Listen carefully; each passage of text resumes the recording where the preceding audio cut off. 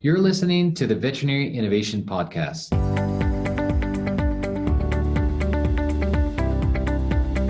You're listening to the Veterinary Innovation Podcast. My name is Shawn Wilkie, and along with my awesome co-host, we interview the innovators in this space every week. Ivan, please introduce today's guest. Hi, I'm Ivan Zach, and I'm happy to introduce Dr. Kristin Welch. We're going to talk about teleconsultation, which is different from telemedicine. We'll talk about that. So a couple of fun facts. First of all, she loves teaching, and it drives so much of what she does every day that she does it at the clinics as well as through DVM Stat. On the business side of things, she's the founder and CEO of DVM Stat Consulting, a national specialist teleconsultation service. She's a recent past director of emergency and critical care and current chief criticalist at the Charleston Veterinary Referral Center. She was one of the founding directors with Charleston Vet Referral in 2011 when it was a startup. Within 3 years, the prestigious Veterinary Emergency Critical Care Level 1 certification, which is the highest level recognized by Veterinary Emergency and Critical Care Society. She holds a degree of DVM from Michigan State University, Clinical Proficiency Award, highest honor in class for clinical skills. Wow. Internship from University of Pennsylvania and the residency at Tufts University in emergency and critical care. On the personal side of things, she's a mom of 3. She loves sharing her love of travel with her children, even while they're young. She likes visiting Alaska, Costa Rica, and their goal is to visit all the U.S. national parks by the time the kids leave for college. That's a cool goal. All of the travel adventures are centered around opportunities for nature photography. And some of the favorite shots, she takes and paints canvases. What an amazing background. Welcome to the show. Thank you for joining us. We're going to talk about the teleconsultation and how you started the DVM stat after the Veterinary Referral Center. Great. Thank you so much for having me. It's my pleasure. So teleconsultation is such a fun area to be in right now. It plays such a huge role in really amplifying veterinarians' abilities to provide high-level care while keeping the patient in their hospital. So we talked about, with the COVID, there was a hot topic on telemedicine, teleconsulting, and there's always lack of clarity between the two. So can you explain what's the teleconsulting and what is the telemedicine? What's the difference? Absolutely. It's a really important distinction to make.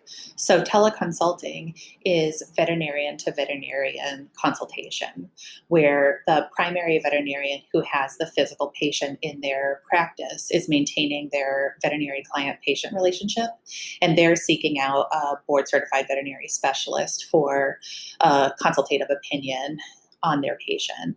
The veterinary specialist is communicating just with the other veterinarian, and the primary veterinarian is then relaying those recommendations to the client. In contrast, telemedicine is veterinarians communicating with their own clients remotely via means of video or audio or text messaging to help their clients achieve veterinary care while they're out of the hospital. So I was looking into this when in my previous project in SmartFlow, we were trying to organize teleconsulting around anesthesia because we had the anesthetic sheet, electronic anesthetic sheet.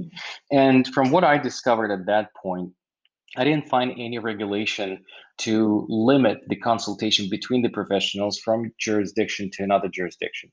Is that still the case? Can you still do it across the state borders or country borders? You can certainly do it across most state borders. There are a couple states that have laws in place that prevent veterinary consultation from occurring with specialists that are boarded across state lines.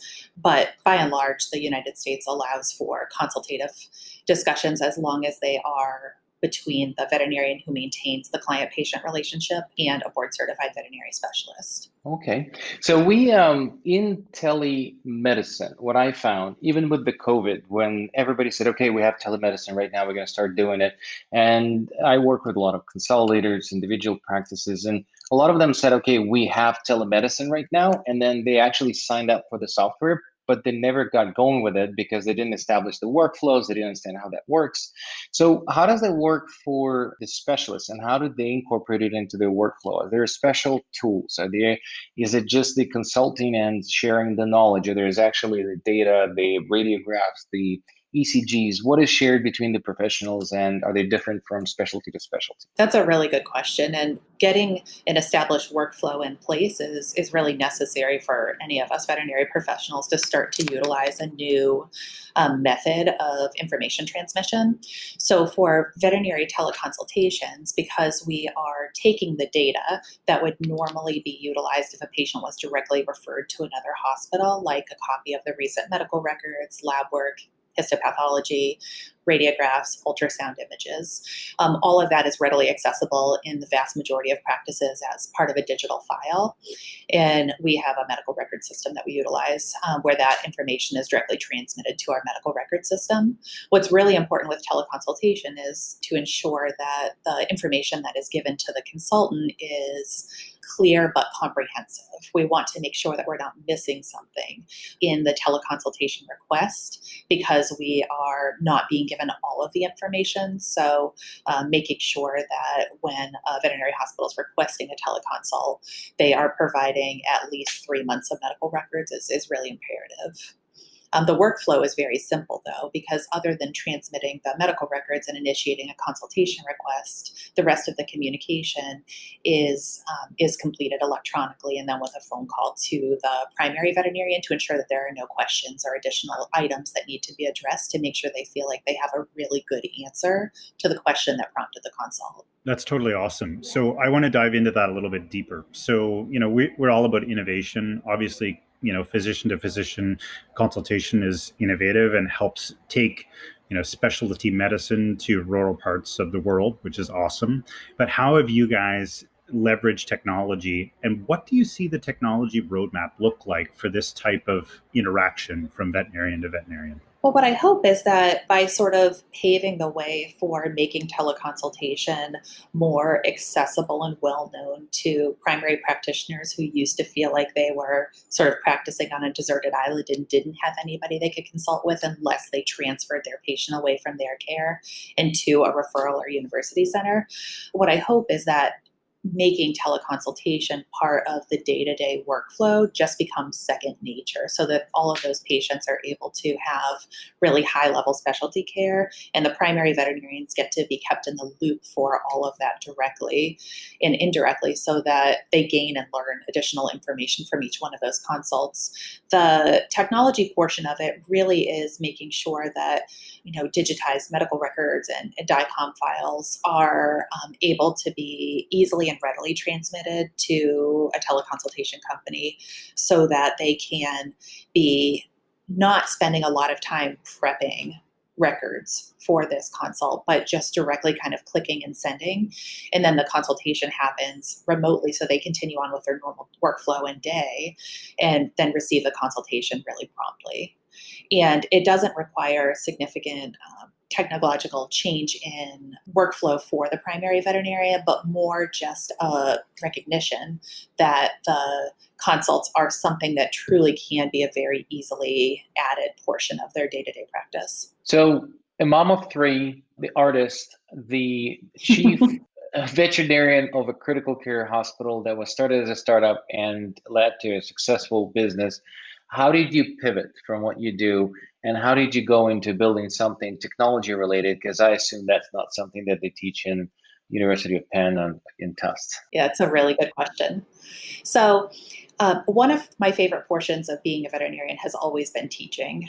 It is literally what drives me. It's the source of passion that I have in my day-to-day veterinary interactions. And, whether that's teaching interns and residents, teaching veterinary students that are in their latter 2 years of school, or teaching technicians and veterinary nurses to really make sure that they have the highest level of skills possible, all of that is equally rewarding to me.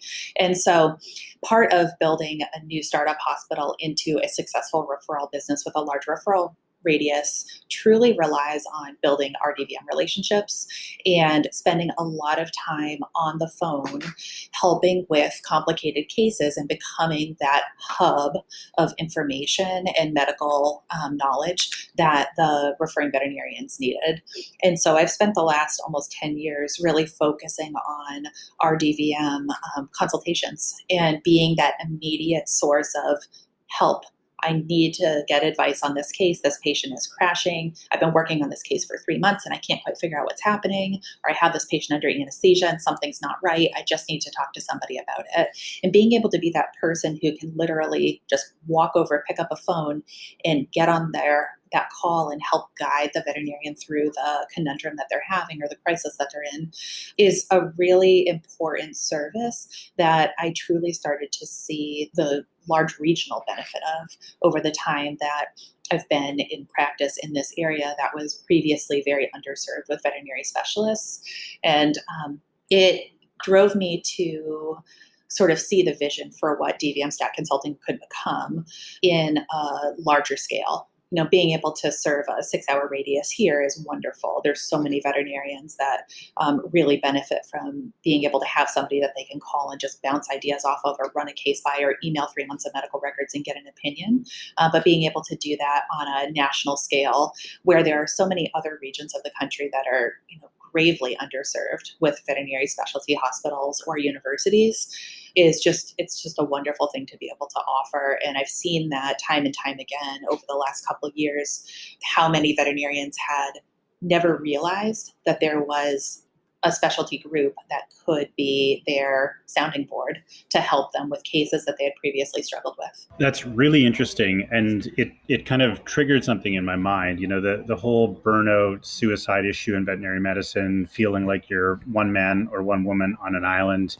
I think that there's a direct benefit to having a service like this for those people that may be in rural or isolated places. But one of the things that I'd like to ask your opinion on is, what about all of those business questions that people that are in private practice, is there other services like that for veterinarians? Maybe I just came up with an idea. I think it's similar to your business, Ivan, but it's interesting, right? Like there's people out there that are willing to pay for expert advice or even just to have a second opinion. So just interested to hear maybe both of your ideas on that particular portion of veterinary medicine, and even your thoughts on how your business may contribute to, that burnout reduction. Yeah, I can certainly speak to that latter point, which I think all of us as veterinarians benefit so much from really realizing that veterinary medicine should always be a collegial and collaborative environment. And that's not always the case at even, big multi-doctor hospitals or university practices. It's not always as collegial and collaborative as it really can be. And for veterinarians that practice in smaller practices or in rural areas, they've been sort of withdrawn from that group mentality of veterinary medicine. The support that we all provide to each other is so vital for helping to deal with a lot of the stress, whether it's difficult case stress, long hour stress, financial stress, client-centered stress, all of those things. And being able to at least take one portion of that off of veterinarians' plates nationally is really important to me, because the burnout rate in veterinary medicine, especially in emergency, is extremely high. And we all know the statistics for, mental health issues and veterinary suicide have been recently evaluated and published and are quite high. And one of those things that, a specialty group can do is to truly offload a lot of that I don't know the final answer, or I don't know what's best for this patient, but it's all on my shoulders. Well, when you utilize a consultation service, it's not all on your shoulders. It's on, a collective group of specialist shoulders as well to help guide you so that you can provide the absolute best service for your client and be backed by a specialist or group of specialists that have provided you expert opinion. Yeah, I totally agree with you. I just want to throw out my experience with one area where I worked as a locum in the northern BC in Powell River. There was a town. There was 2 vets, and one effectively had a medical issue and couldn't work, so I replaced him to work in his practice. And what I found out, this is about veterinarians wanting to work with their colleagues. 2 vets in town hate each other. And then if anybody in town went to the other vet, this guy would take their record and put in the shredder. And they're never welcome to come back. It's literally what he was doing. That's hilarious. Anyway, he didn't need any collegial help. But I totally agree with you. The interesting part that I'm trying to dig into, being, I understand how you got division. You experienced that in your hospital. You've seen how you need to help, and you've been doing what all the vets like to do, giving a lot of free advice and not charging for it. I'm glad you have a platform to charge for it now, because we never charge for things. But how do you go about from day-to-day veterinary and turn around and say, now I need to build a website? What did you actually do? Did you Google building a website, or how did you go about finding the team? This is always an interesting story, how you got where you are right now. Yeah, absolutely. So some would refer to me as stubborn and always driven towards a goal, but I spent about 3 years researching and looking into, building a website, online marketing, how to run a business successfully, all of those things, and really did it from the ground up on my own. The website was built just by me. Our software is similar, and it truly is something that I put so much blood, sweat, and tears into to try to really get a business that fit my vision.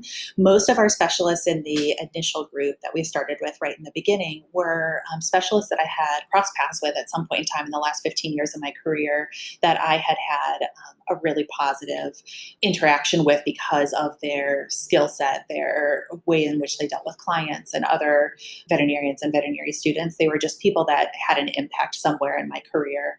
And so I reached out to them initially prior to launching DVM Stat to see if they had interest in getting on board. And one by one, everybody came on and joined the team. And subsequently, I have been introduced to and met some phenomenal people who are just trailblazers in their veterinary specialties, who I am so blessed to have as part of the team and to be able to also learn from them in their consultations and in their training sessions that they provide is a blessing in disguise that I hadn't anticipated. So what would you say the hardest thing about running this business has been since you've got it off the ground? So the difficult portion truly is only in having veterinarians recognize how beneficial this service can be to them.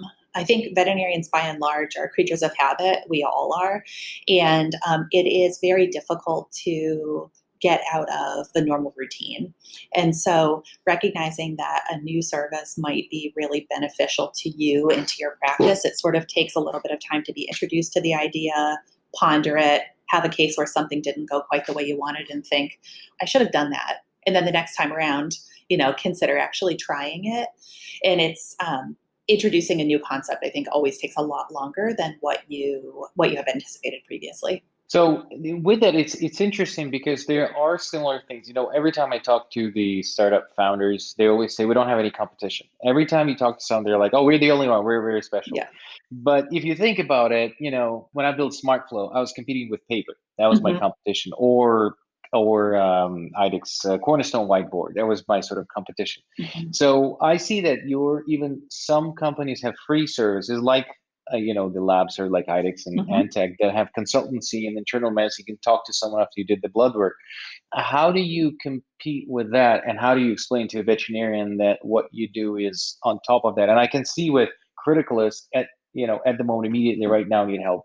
I get that, but there's also all of that available. So how do you explain to veterinarians what's the difference, and Mhm. where is your services sort of superior to that? Yeah, that's an important question. It's one that I get often as well, especially for veterinary hospitals that utilize the free consultations for the big corporate groups. And so, if you think about a comprehensive consultation where somebody requests 3 to 6 months of medical records, all of the lab work over 3 to 6 months, and has a really detailed consultation form that is utilized to also query the owner about different things that would truly be asked at their, for instance, internal medicine consultation, you get a full, comprehensive, typically 4-page report with a 3 to 6 month case review, which is a much higher added value in that case management, because most of the time when somebody is seeking a consultation from a specialist, they're not really looking just for the answer to the one question they're asking right now. They actually want insight into how the patient got there and what's going to happen over the subsequent X number of months. And with a single time, kind of real quick, this is what your blood looks like, this is what you should do, it's not quite the same as a really comprehensive multi-month consultation. Plus, our specialists continue to follow that case along. So with an internal medicine consult, the internal medicine consult may recommend X, Y, or Z blood work. And when that blood work comes back, the internist gets back on and interprets that blood work and provides the next series of recommendations. And so it's like having a specialist in any of the specialties, whether it's internal medicine or cardio or neuro or emergency and critical care, who stays with that case and with you over many, many, many months, rather than just a single one-time pop in with an opinion. It's so great. So one kind of burning question as we run out of time for me is, for the veterinarians that are either sole practitioners or in a practice where a service like this would be very beneficial, what would you tell them if you had just a couple more minutes about trying a service like yours or adding extra revenue to their bottom line? What's the missing message here? What's really important to recognize with teleconsultation is when you keep that patient in your care and have the guidance of a veterinary specialist in managing the patient, the recommendations that are added are often maybe more and carry a little bit more weight than what they would have been if they had come just from you. And so you often do get an increase in revenue of 30+% per case just for that single one-time consultation. And if you picture a patient that you continue to get ongoing monitoring consultations with the same specialist, that client now has specialty care where you maintain the VCPR and the patient stays in your care, but they're receiving the same level of specialty care that they would have received had they gone to a referral center, and you don't risk losing that patient to long-term follow-up. It's really a win-win. That's awesome. Well, we're running out of time, and we always have two similar questions we ask everybody. Is there TED Talk, YouTube video, book, any article that you read recently that you would like to share with the listeners? Yeah, there's a really great book that I read really recently that I think really does help to inspire some self-reflection and ways in which to become a good leader of a business. And it's a book by Robert Glazer called Elevate. And then finally, how about another innovator that you think we should have on the show? Yeah, I think if we look at other people that really are sort of rocking the world of emergency medicine, the next person I would suggest speaking with is David Bessler. He's a veterinarian who founded Veterinary Emergency Group. And he's really sort of flipping typical emergency room medicine on its head and looking at different ways in which to bring the client into the care of their patient throughout every step of the emergency patient's visit. Thank you so much for listening to the Veterinary Innovation Podcast. If you want to hear about our new episodes, please follow us on any social media channel. Also, you can check out our website at veterinaryinnovationpodcast.com. See you next week.